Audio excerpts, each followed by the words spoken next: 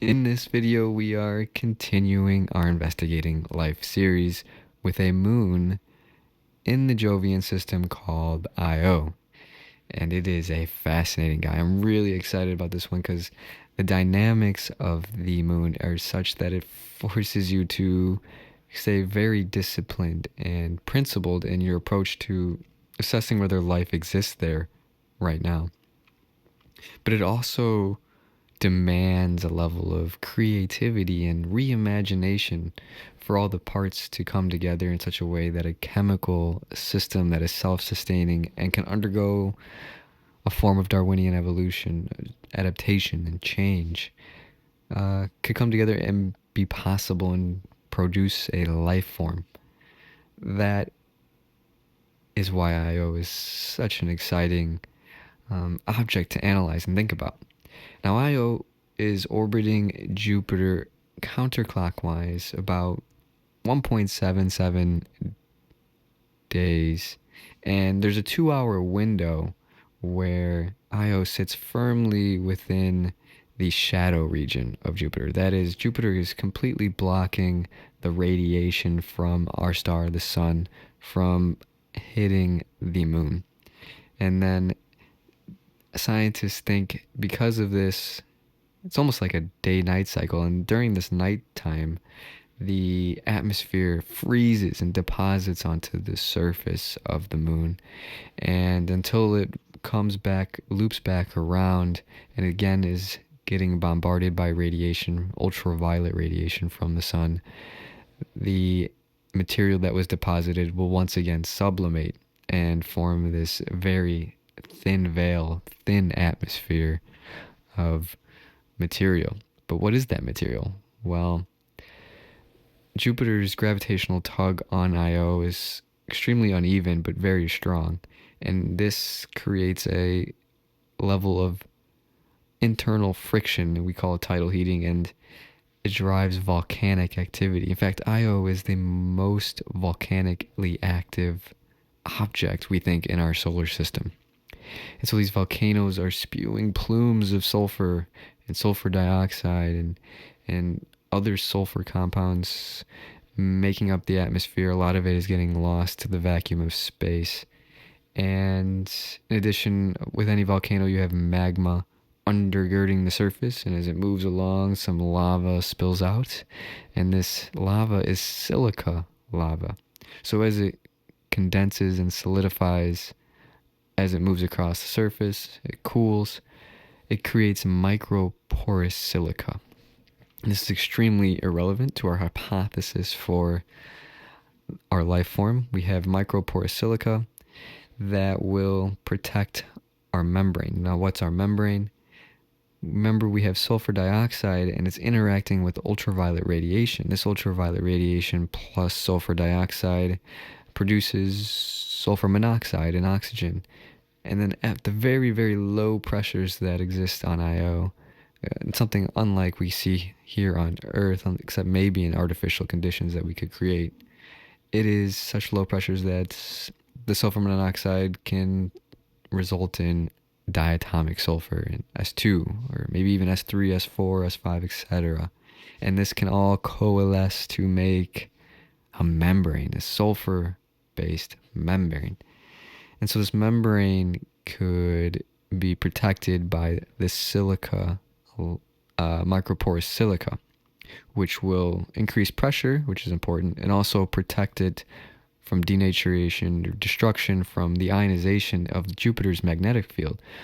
Tons of ionization is coming from Jupiter's magnetosphere, which is very intense. And so this protective covering is also generating a lot of pressure, driving the reaction zone within the membrane, this sulfur-based membrane. This reaction zone is where energy transfer will be taking place, electrons moving around, reactions taking place, a form of metabolism. And there's even sodium chloride on the moon that could stabilize some of these reactions that are taking place and driving the activity of this life form, this organism-like being. So we have these various different layers theoretically that could form and create a life form. Of course, a bunch of them could come together and emerges a complex life form.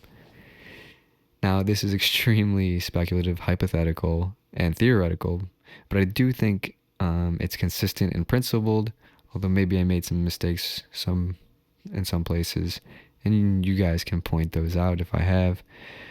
But just because it's possible also doesn't mean it is actually taking place. That's where my formulation and estimating the probability of life on the moon, in this case, could be. And if you've seen any of my other episodes, you know that we break it down with various different penalties and their various different weightings. The penalties are temperature, pressure, geological activity, the chemical composition, and physical environment phenomenon that are interacting with the object. So for temperature, we estimate the probability to be roughly 0.2, which is not too bad. We think that there are pockets or little regions within the moon that have the right temperature to be amenable to this life form. Too hot near the volcanoes, too cold all the way far away from the volcano. So there's got to be a nice little comfortable region that is kind of in between both of those. And then we have a pressure penalty of 10 to the negative 2. It would have been a much worse penalty had we not found a solution in the microporous silica. Geological activity, as we know and I described earlier, tidal heating driving a lot of activity. Very tiny penalty here.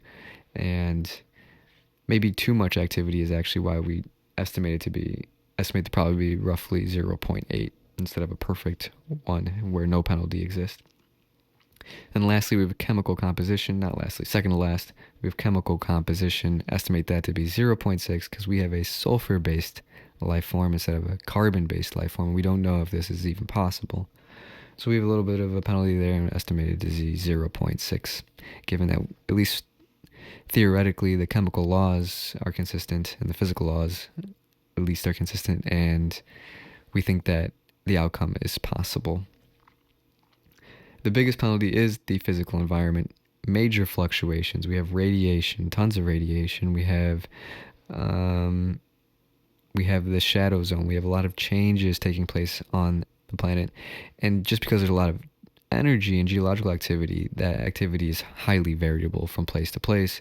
And our little pockets of temperature could be changing with time. And that would not be great for a stable environment for a life form to grow and evolve and adapt.